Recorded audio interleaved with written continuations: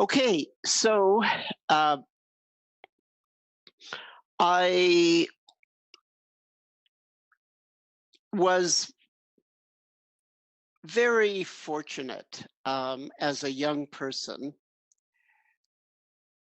I developed a passionate interest in something that no one cared about, basically, in terms of mainstream US culture at that time.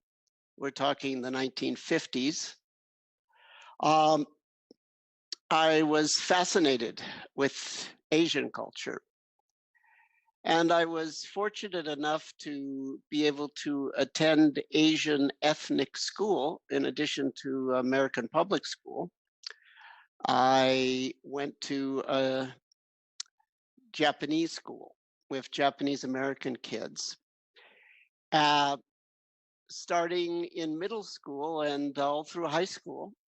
So by the time I graduated from high school, I had this incredible privilege of growing up bilingual and bicultural without having to leave Los Angeles. One of the features of our Japanese school, which by the way still exists in the Sawtelle neighborhood of Los Angeles, you can check it out, Sawtelle Japanese Language Institute. So one of the features was that there were student clubs. Student clubs are very popular in Japanese schools.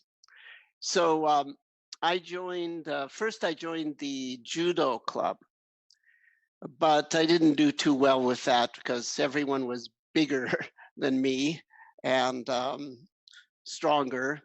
So then I moved to kendo, Japanese fencing, tiantao, and did better with that. So actually, I had an amazing emotional experience a few years ago. I was driving with a student in the Sawtelle area of Los Angeles, just happened to be in that area, and I realized we were just a block away from my Japanese school. And I wondered if it was still there, so I said, let's go check it out. And sure enough, not only was it there, but that very evening, at that very time, the Kendo Club was having its workout, its meeting. So it's like the club that I belonged to all those decades earlier when I was just a little boy. It's still continuing. So I went there and I introduced myself to the current sensei, Tachi, the senseis, the teachers. Told them, you know, that like 50 years ago I had been a member of the club. And one of them said, well, then I think you'll want to see this. And he took me into this room where they had a sort of altar, a quasi altar, with photographs of the teachers, the kendo masters, who had managed that club from the beginning. So those were my teachers. Those were the photographs of the people that I grew up with. And I looked at it. I hadn't seen those faces in decades and decades and decades. And they were very samurai looking, very like something out of a period piece movie, which I guess I didn't really perceive it that way, you know, when I was little, but it's like, it just sort of hit me. Oh my God, I was privileged to be a little bit raised by samurai. And then I started to cry a little bit. You know how it is with this path, the gratitude. So the main teacher, he was sixth degree black belt. He gave me a hachimaki. Hachimaki is a kind of, looks like a big handkerchief. You've seen them like in sushi chefs or whatever, and in Asian movies, you know, wrap it around your head. It keeps the sweat under control and so forth. In kendo, you put that underneath your helmet, so it cushions the helmet and also helps, you know, with sweat because it's hot inside the kendo armor. Anyway, he gave me this hachimaki, and it had 3 Chinese characters written on it. Very, very simple characters.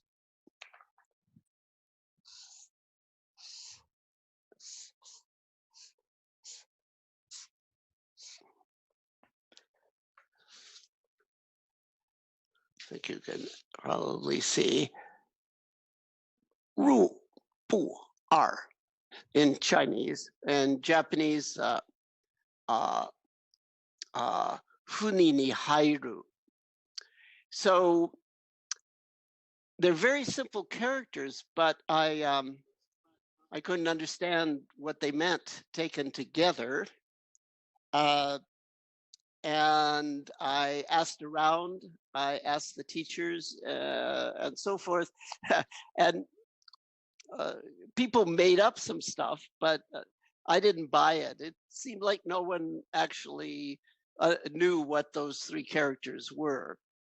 Then taken together. But it sort of looked cool, and I really liked that gift. Years later, when I was in graduate school, we had to study Buddhist texts, comparing the original Sanskrit with Tibetan translations and Chinese translations. And one famous text that does exist in all 3 of those languages and is used in graduate school in Buddhist studies programs to train people to work in the canonical literature across those languages. Famous scripture is called Vimalakirti Nirdesha Sutra. So a sutra is a sermon or a scripture. Nirdesha is a teaching. And Vimalakirti literally means immaculate reputation, Vimala, without stain, Kirti, fame or reputation. But that's just someone's name. Vimalakirti was a householder practitioner like us, not a monk or renunciate. He was a householder who was deeply enlightened, so enlightened that he could beat up anyone in Dharma combat. Even bodhisattvas like Manjushri and Avalokiteshvara couldn't hold their own against Vimalakirti because his realization of emptiness was superior to even that of the bodhisattva Manjushri, so it is said. So obviously this is all a mythological setup, but there is a deep teaching that is delivered within this poetic context. So it turns out that that's where this comes from. This phrase appears in the Chinese translation. And its meaning is enter non-duality. Enter not to. TWO, literally. Advaita, non-dualness, is a term that we tend to associate with Hindu philosophy. In fact, Advaita is one of the 6 traditional darshana. A darshana is a view, that is to say, a philosophical system. And traditional Hinduism recognizes Shaddarshana, so 6 systems. They have relationships to each other. Advaita, or non-dual, is one of those 6 philosophies. So it's a little bit surprising to find the term in a Buddhist text. It's in that context, it refers to the experience of liberation from the Buddhist perspective of emptiness. But the point here is that the perspective of emptiness can also be viewed from an aspect of oneness. These are 2 very special numbers, 0 and 1. Mathematically, they represent, in some ways, the flip side of each other.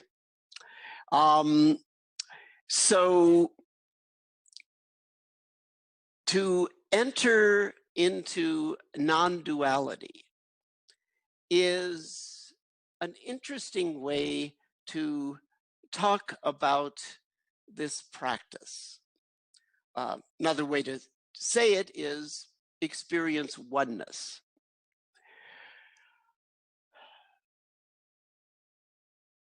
One of the convenient things about the phrase non-dual is it immediately raises the question, what duality is being transcended here?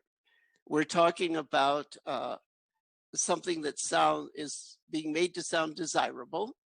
We're supposed to have this oneness or non-two-ness. So what is the two-ness that we are in some way seeing beyond or transcending? Well, actually, it can mean a lot of things. There's a lot of dualities in the sense of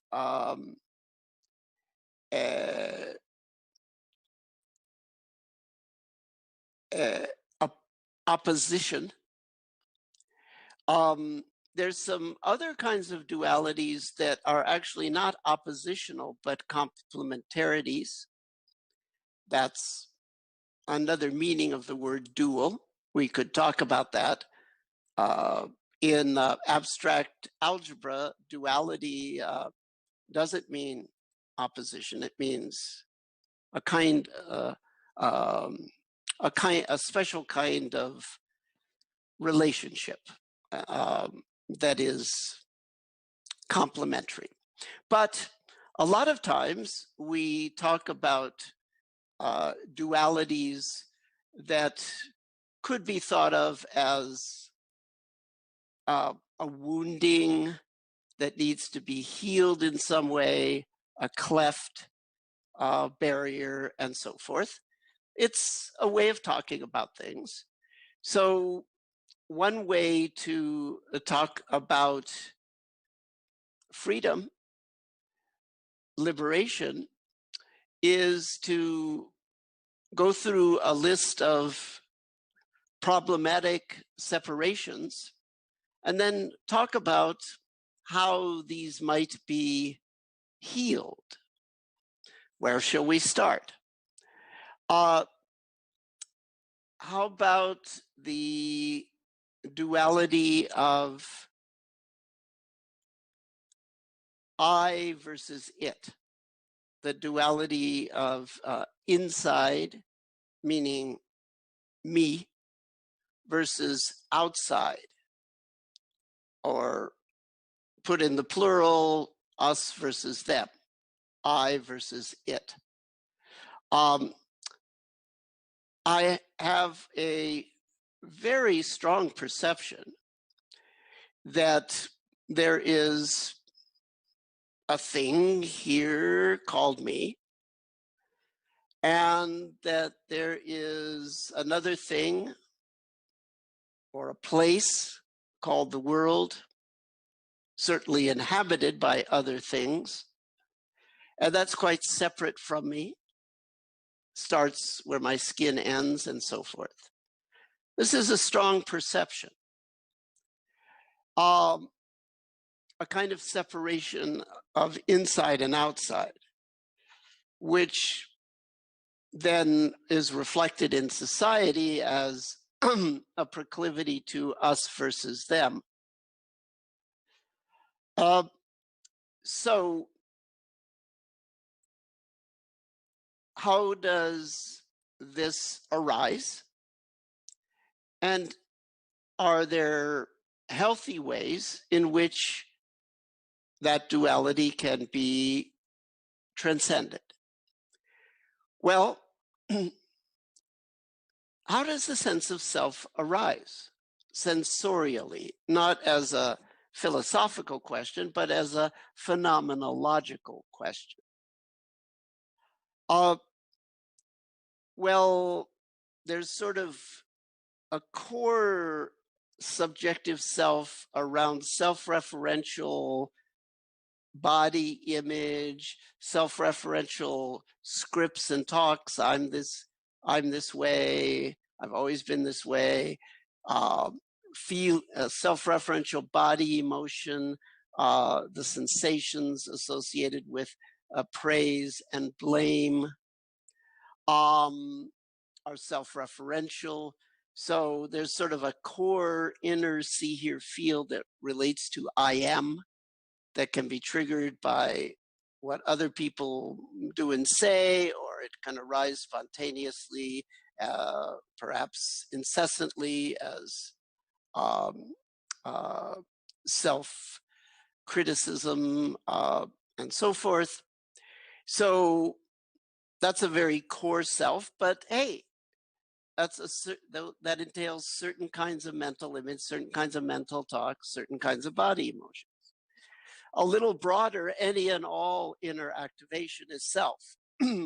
That's where memory, plan, fantasy, will, desire, conviction, confusion, they all arise broadly in the inner see, hear, feel system. Broader still, a person might say, well, even the physicality of my body is me.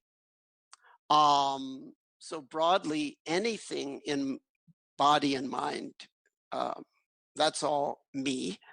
In which case, if we sort of cut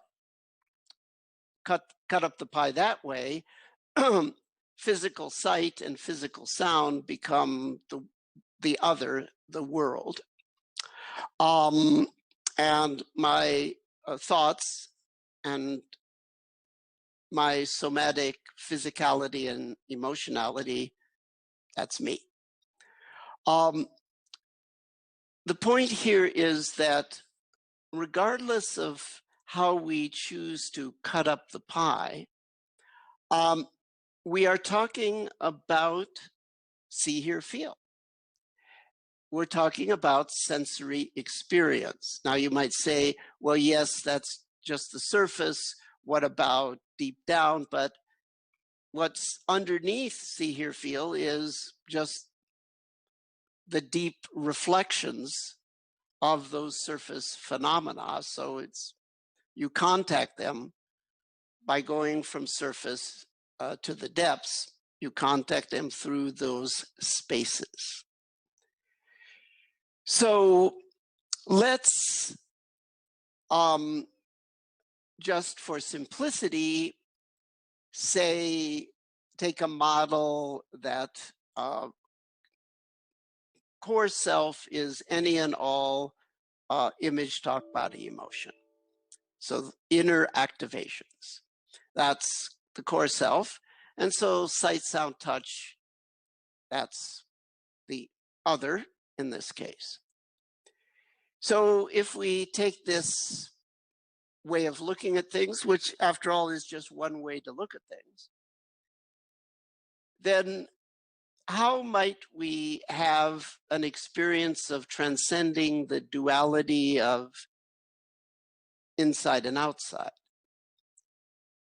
Strategically, how might someone go about doing that? Well, actually, it's not that mysterious. There's only so much real estate in consciousness, just like there's only so much water in a bathtub. It can slosh around, go back, go forth, but there's only so much volume there. So usually when we see sights, hear sounds, and when our body is physically impacted, there is usually associated with that inner arising of reactivity, mental image, mental talk, body, emotion. Now, it may be subtle. It may be largely below the threshold of awareness, but one of the things that this practice does is allow us to start to detect when subliminal events begin and to detect when they end. So even though we may not know the content, we know the contour of the subconscious mind. So the reactivity in the inner system could be on the surface and you notice it, but it could just be a subtle wave that slowly sort of passes through the depths, but it's still an inner reactivity wave. Now, let's say that, and so there's really nothing wrong with that reactivity. It's natural. But let's say we want to use concentration power strategically in a certain way. We're going to focus on sight, sound, touch. And when we get pulled into any level of image, talk, body, emotion, we're going to let go of that and go back to sight, sound, touch. Or maybe just do sight, or maybe just do sound, or just touch.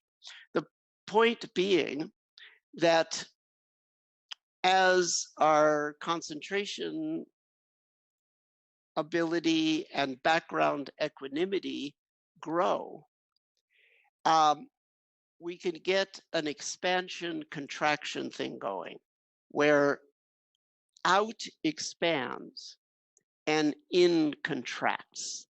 Either contracts to relative rest, the mental screen is blank, the head is quiet, the body is emotionally neutral, or it contracts to absolute rest, meaning inner space just vanishes. But perhaps leaving outer space of sight, sound, touch. Most of you have probably had this kind of experience. You're sitting there and there's a sudden sound, and before you have a chance to objectify or judge the sound, you realize, I was that sound, I am that sound. A sense of oneness. You can do music meditation with hear out. And if you do it in all 6 directions, you can have this experience of I am the sound. It's not I'm listening to the sound, I'm inhabiting the sound and therefore manifesting the sound. This is called the experience of uh, uh, uh, 随处做做主, to be the master of any situation, because you can become the situation. So you are definitely the master if you are the sitch itself. So this would be one way of experience of transcending the cleft between inner and outer. And if you do it a lot, uh, it starts to lead to a sense of expanded identity. So that, in a sense, you learn how to let the identity contract on the inside, but you learn how to let the identity expand out on the outside. So the result of this is what we might call a flexible identity that can expand and contract sort of at will. And that would be called 无畏战然, an authentic human being with no fixed position. So that's one interesting duality. And we can talk about reasonable strategies for having a healthy transcendence of that duality. Why a healthy transcendence? Well, we want oneness, the ability to experience oneness, because we need connection. But we want to make sure that the way that we experience oneness is healthy, because what I just described is a practice, but there's a psychiatric problem that some people have if they can't maintain a sense of their own identity in the presence of a looming other. This is sometimes called borderline, or this is part of the borderline spectrum, weak personality spectrum, and so forth. I just said, gee, it's great. You can, in a fairly straightforward way, using focus out technique, have this experience of the non-duality of inside and outside. I'm describing in contracting, out expanding, as this great, wonderful thing. But on the other hand, and it is, because it's a practice, it's done in a clear way for a clear goal. But there can be actually a psychological problem if a person has that happen to them when it's inappropriate, when they it's not something they understand and use to enrich and empathize. It's actually something that prevents them from remembering who they are and expressing themselves and taking care of themselves. So what makes the difference between this healthy thing and the not healthy thing? Well, we could draw a metaphor with fire. There's the fire that burns. There's the fire that warms. There's the fire that can destroy life, and there's the fire that cooks food. Is fire good or bad? It depends on how you understand it and how you use it. An experience of no self will be a healthy one if it represents a clear ability that you have cultivated and use in the service of life. So let's say someone came to me and they said, I have a diagnosis of weak boundaries, and I have a severe case of the situation where whenever I'm around other, I cannot keep contact with who I am. I actually had this happen. Someone came to me with that diagnosis, very motivated to do the practice.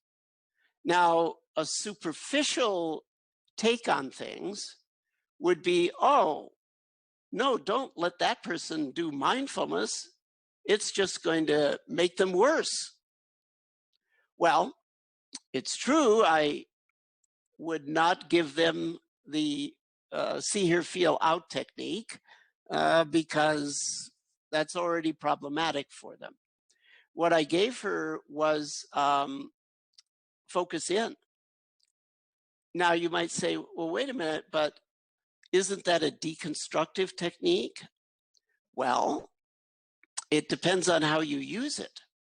Because sure, you can use it to emphasize dissolution and untangling of those elements and penetrating them, and the concomitant dissolution into fluidity and spaciousness. Sure, you can apply that emphasis with the focus in technique. However, you can also do it with an emphasis on concentration and clarity, training her to be clear when the self arises, how it arises as mental image, mental talk, and such, and allowing her to keep concentrated on her own essence, using that technique in the presence of the looming other. So this is a healthy separation because it's based on concentration, clarity, and equanimity, and therefore will eventually lead to a healthy oneness. So we have to be very skeptical of people that say, oh, a certain person with this kind of problem shouldn't do, quote, mindfulness, because there's a lot of different aspects to mindfulness, a lot of different strategies, a lot of different techniques. So I just wanted to sort of add that on the side to fill out the picture. So a Zen master, a Chan master, might ask you as an initial gong'an or koan, when you see a flower, how do you experience oneness? When you hear a bell, how do you experience true love? When you chop vegetables, how do you experience your source? These are all the same question. You now have an idea of one way experientially that question can be answered. What are some other dualities? This can be a fun thing because we can list dualities, and then we can say, well, here's a way to heal this, here's a way to see beyond this. So How about the duality between sense and nonsense in the mind? How about the duality between pleasant and unpleasant in the body? How about the duality between mind versus body?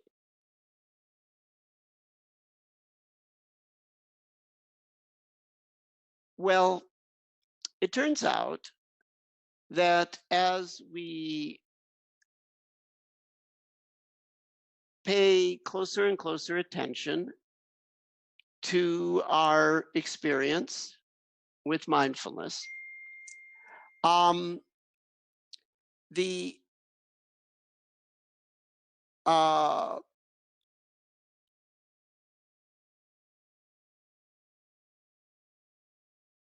the solidity in the flow of processing tends to reduce just naturally. Because I believe that the solidity in the flow of processing, it represents inefficiency. That's one of the things we actually hope to establish at SEMA here at the University of Arizona. We'd like to actually show that the a flow in the sense of unified mindfulness, as opposed to the sense of positive psychology, that flow in the sense of unfixated perceptual processing. I wouldn't be surprised if we can actually show that that is a more efficient way for the nervous system to do its job, and therefore is actually favored by natural selection. And these practices just help that evolutionary arrow along a bit. Anyway, don't know that for sure, but wouldn't be surprised if that's the case. So as we train consciousness in concentration, clarity, equanimity, the neuronal circuits, I believe, process more efficiently. And that's experienced on our subjectively as greater fluidity. And that has an impact on happiness, because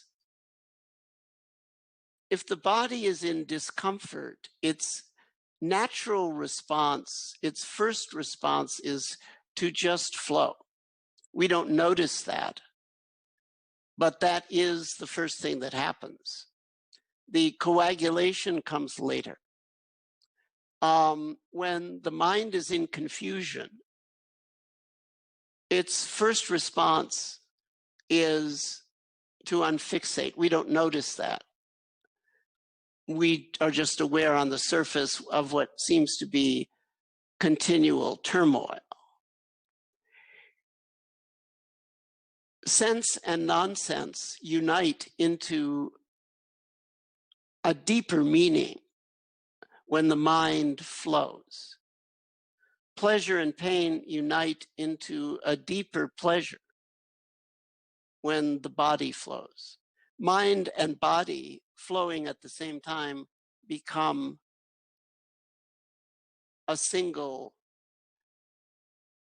activity of self, broadly considered.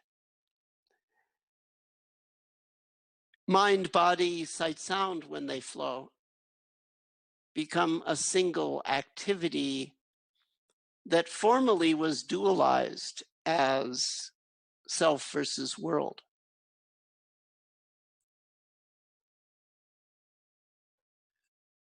To walk around in ordinary life with this awareness is the beginning of non-dual awareness at the deepest level. Non-dual awareness at the deepest level goes beyond just inside outside transcendence. It goes beyond just pleasure pain, sense nonsense, body mind. Even goes beyond the wound that separates self and world. It goes to what I believe has to be the deepest possible duality. That's the duality between form and formless, between source and product,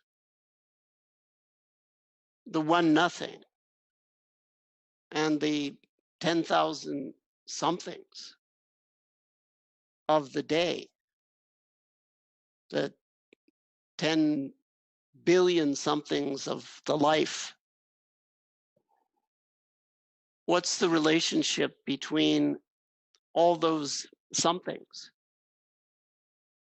and what presumably is a simplex or simple, singular process that sources this as sensory experience?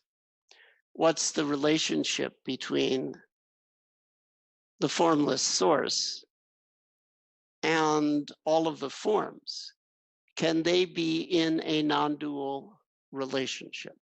It would seem very difficult. How is that possible? They belong to different worlds. Yet, there is a connection.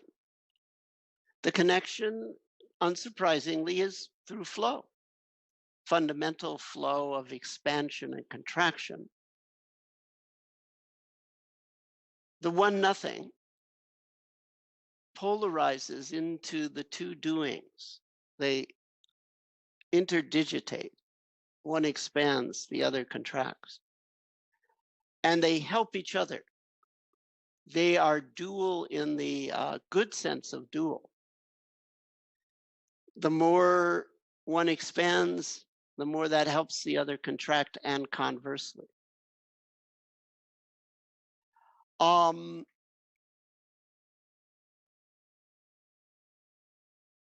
Those two doings are the polarization of the one nothing.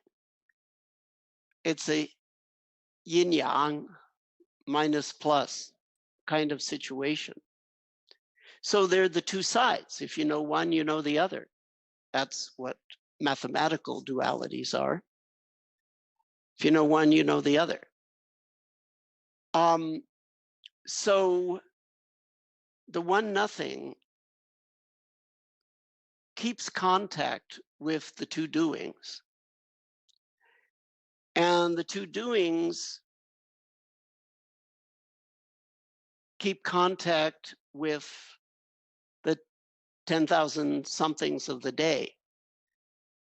Each space-time volume of experience is surrounded on the outside by expansion and embraced at every point on the inside by contraction.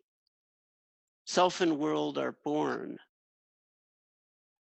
in that efflux reflux fountain. So if you have the ability to rest in fundamental flow throughout the day as you go about ordinary activities, it will seem as though it's not so much that you live in the world, but that you and the world are being manifested moment by moment in a completely decentered and boundless, boundaryless way.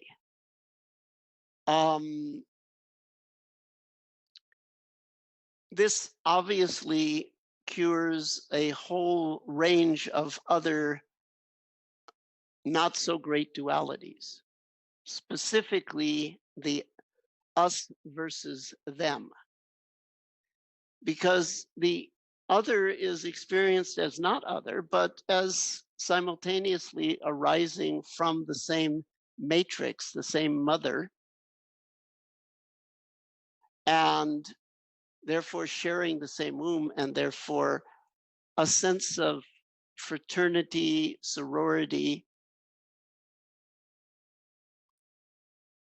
is moment by moment present for us.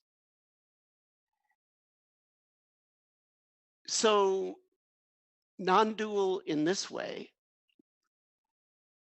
is a profoundly complete path, because, on one hand, there is the liberation, the safety, the freedom, the completeness, the connection that we all know deep down should be our heritage from the universe, and is. That's liberation. But this is a view of liberation that is constantly viewing an I thou world. And the thou, the other, isn't really fundamentally other. And therefore, there's always this reminder of the other side of this path.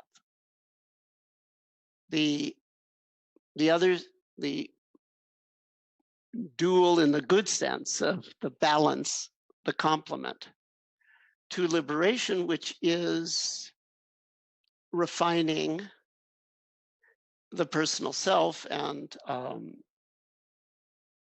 being of assistance to the material world.